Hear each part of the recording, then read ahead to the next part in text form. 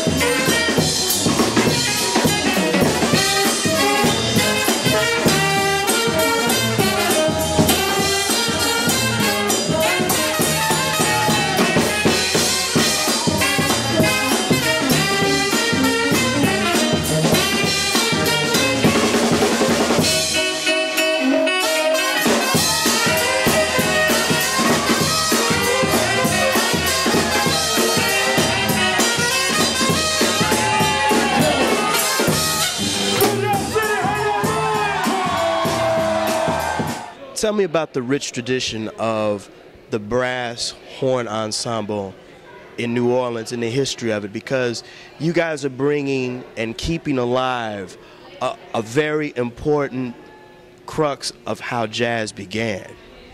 Right, the tradition of the brass bands, it dates all the way back to Congo Square, when slaves were allowed to congregate on Sunday and just, you know, have a release. You know, they would able to get together and dance and sing and beat drums. And then when they incorporated the horns with the drums, you had what we have now, the brass band. There were some other steps that went along the way, but if you listen to the horns, man, you can feel Africa. I mean, I don't care where you're from. You can be from New York, you can be from Chicago, LA. You're going to feel Africa if you're black. You're going to say, man, this is where I come from, and this is it right here.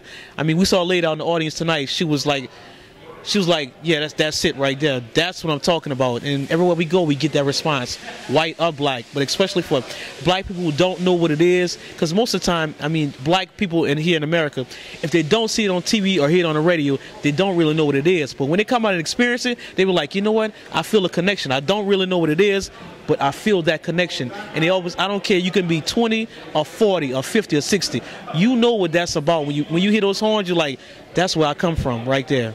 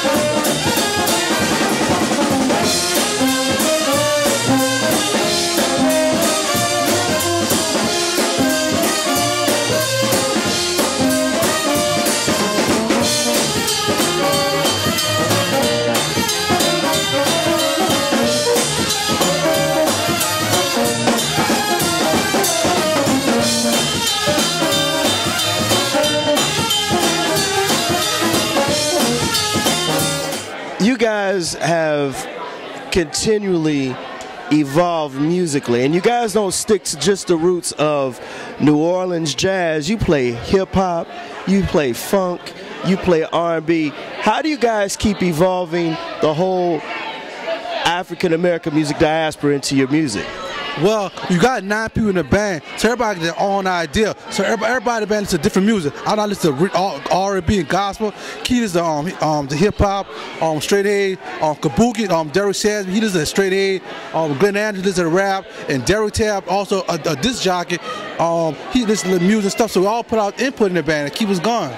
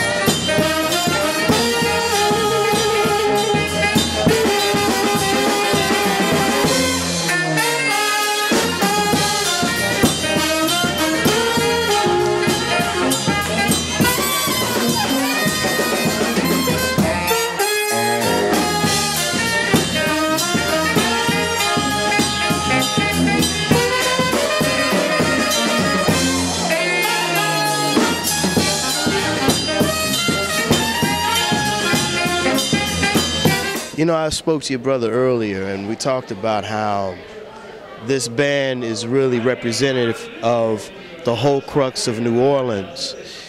Tell me how you guys put together your musical plethora of songs that you guys perform, because I bet each show is different. What you guys did here tonight is probably totally different from what you do in Japan. Exactly. Well, basically the way we put our music together is our music is put together based on the experiences that we have in our lives in New Orleans. I mean, we all listen to different types of music. Some guys like reggae music, some guys like rap, some guys like traditional New Orleans music. So when we get together to put a song together, we incorporate all those elements of the music that we like ourselves, and we just put that into a song. And as we're creating, we're just improvising. There's a lot of improvisation that goes on with our music. Like we did a song tonight here that we had never done before. Phillip just did a bass line, and the guys on the horns just came in with some parts, and we made a song. So that's pretty much the way that it happens. It's really spontaneous, and it's really improvised, and we kind of remember what we did and go back and do it again. Every time we play a song, the song could actually change based on how we're feeling, what we're playing at, what city we're in, what the crowd is like. There's so many different elements that goes into one particular song that you can't really duplicate it or emulate it every time we play. Another beautiful thing I like about your group is you have an open door policy. When one member grows, another one comes in and fills the role that the other member has left. Was that something that you guys had designed when you created this unit? Well, when the band first started out, my brother and I always said that we don't fire anyone. You know, we let guys do what they're going to do, and if they decide that, okay, well, I've played my part in the band and I want to try something different, we let them go on and do what they want to do. Because there's so many guys in New Orleans who can play music and who play instruments that we like. Okay, man, maybe it's time for this guy to move on and do something different in this musical career, and we accept it. You know, like, hey, man, a guy may not want to do it for 10 years or 15 years like myself and my brother Phillip Frazier has done. So another guy may come along that's feeling what we're doing at the time, and we just incorporate that guy into the band, and he just fills the role of the guy who's left out. 27 years is a very long time. You guys are almost approaching 30 years. What is the key ingredient to keep you guys together as brothers?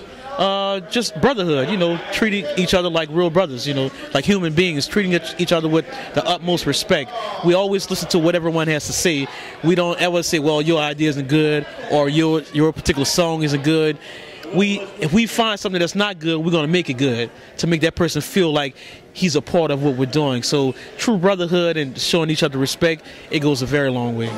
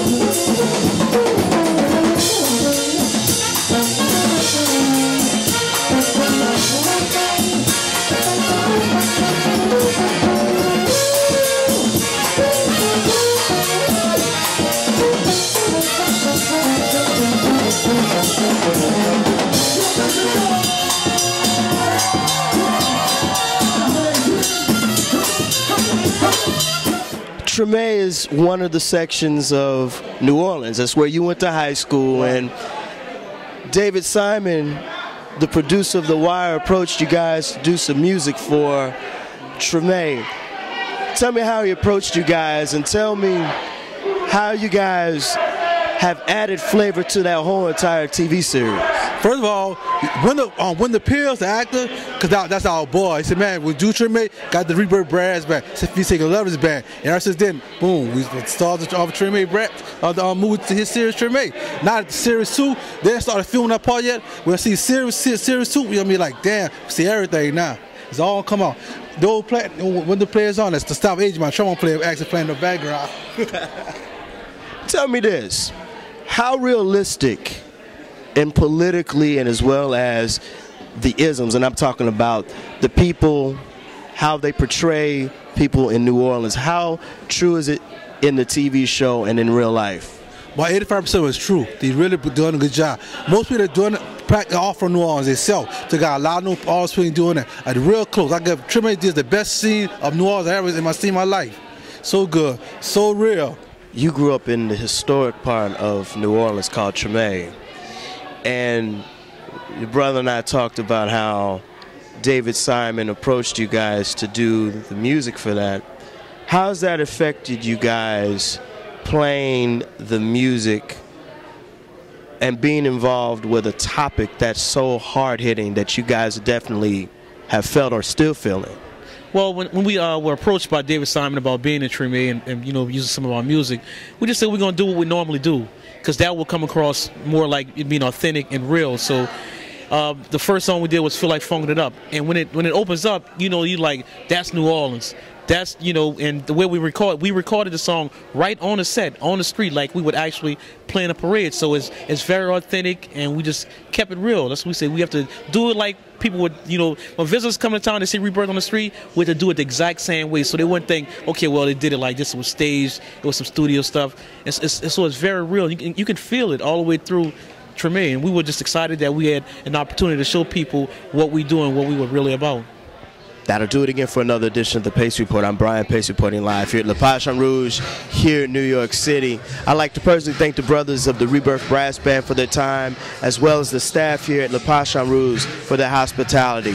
As always, please visit my website, www.thepacereport.com, for my weekly column as well as my past segments.